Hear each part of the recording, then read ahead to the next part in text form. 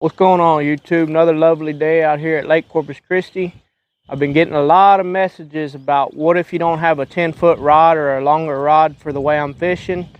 Today I'm going to show you the exact thing I'm using to catch these fish pretty much in shallow water. What I got here is a slip bobber. You can go get them at the tackle box here in Mathis, Texas, or any other big bait shop. It's just a bobber that's able to slide up and down your line right here. You're gonna have to get you some bobber stoppers, which you can move to whatever depth you want. To move it up, to move it down. I like fishing about a foot or so. And then you put a crimp weight down here, a very small one. It'll stop that cork or that bobber from going any lower right there. And then I've got a small jig, be brown and chartreuse, and I'm going to show you exactly how I'm using it out here. So what I'm going to do is I'm going to aim for that bank over there, and it drops off. There's a little bank that runs out and then it drops off, and I'll start working my lure back. I'll be reeling it real slow. I'll twitch, twitch, twitch, and then let it sit. And then reel it a little bit, twitch, twitch, twitch, let it sit. And that'll get your crappie to react bite. Sorry about the wind, guys. Here'll be my first cast right here.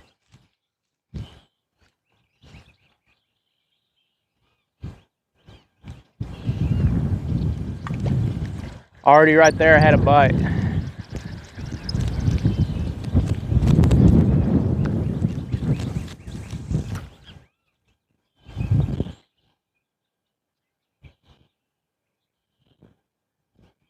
You can see I'm not twitching it very hard at all. And then I let it sit still for about 3 seconds. And I reel a little bit, twitch, twitch, twitch. Let it sit still. Twitch, twitch, twitch. They like to hit it when it's just sitting there, not when you're reeling. Every now and then after the 3 twitches, you'll see it kind of pull back, and that's when you set the hook. A lot of people are making the mistakes of waiting for their bobber to go all the way down, and we don't want to do that. As soon as you've seen it twist just a little bit, that crappie's got it. Your bobber should be sitting straight up and down.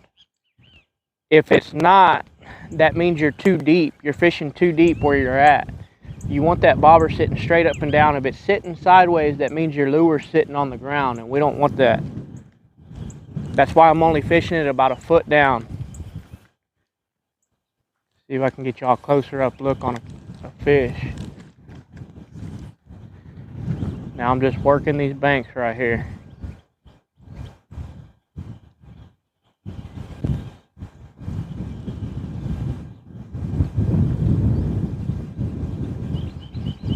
That wind's doing all the work for me today.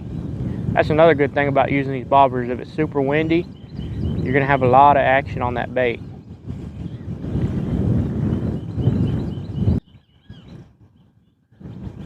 We absolutely killed them yesterday here. We ended up with 28 between me and my buddy Oscar.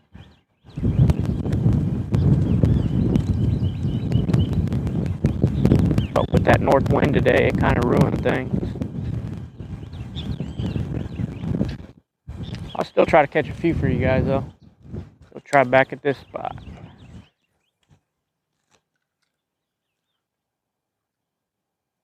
There he is.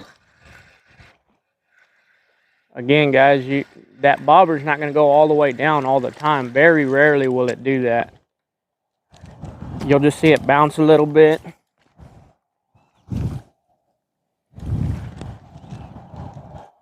Little guy, but it's all good.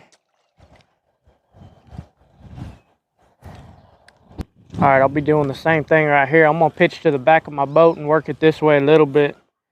You ain't got to cast far and you ain't got to cast far out. What we'll be looking for is banks with a decent drop off. You don't want a bank that's just gradual and it keeps going and 20 yards out, it's still only a foot deep. You want something that after 4 I don't know, 3-4 yards off the bank, it's already 2.5, 3 foot deep. That way you can work this jig. And the deeper your water, the more you're adjusting your slip bopper here.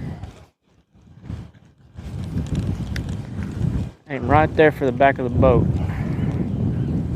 Hopefully y'all can see that on camera. And then just work it back to me slowly. Them little waves got it dancing around as it is.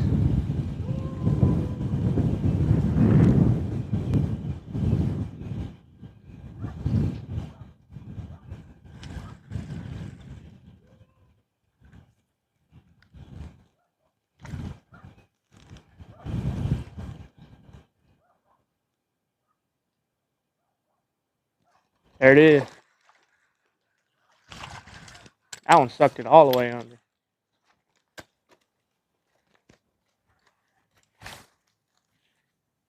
And occasionally you'll get that, especially on these smaller guys. This one's a keeper here, but he's going back again. I've caught so many fish past few days, it's unreal.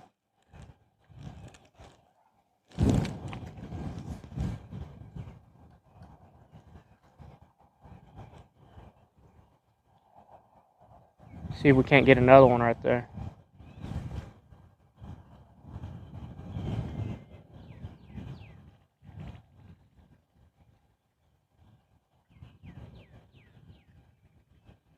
I know right about there where it's at is my strike zone, so I slow it down right there. And y'all get the hang of that. Whenever you find a spot that produces a lot of fish for you, cast a little bit out behind it and then work slowly towards it. And then by the time you get there, you can slow it down even more, because you know the fish is going to be there ready to strike. There he is. I don't know if y'all could barely see that cork dancing on that one, but that was a good representation of what to look for. Now this is a good one. That's a dang good fish there.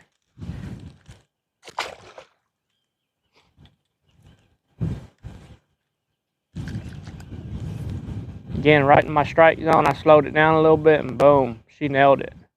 And another thing, guys, don't stay in one spot. Keep moving until you find them.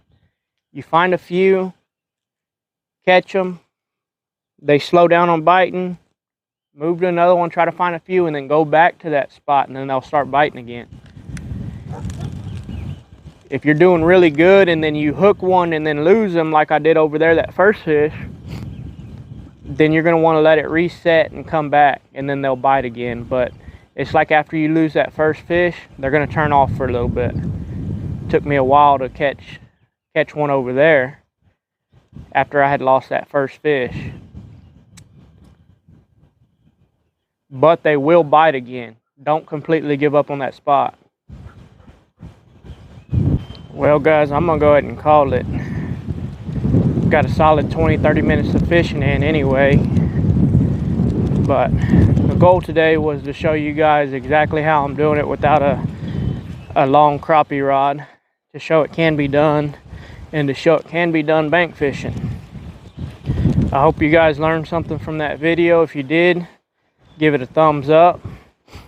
Make sure to like, subscribe, tell your friends about it. Stay tuned for the next one. But until then, we'll see y'all next time.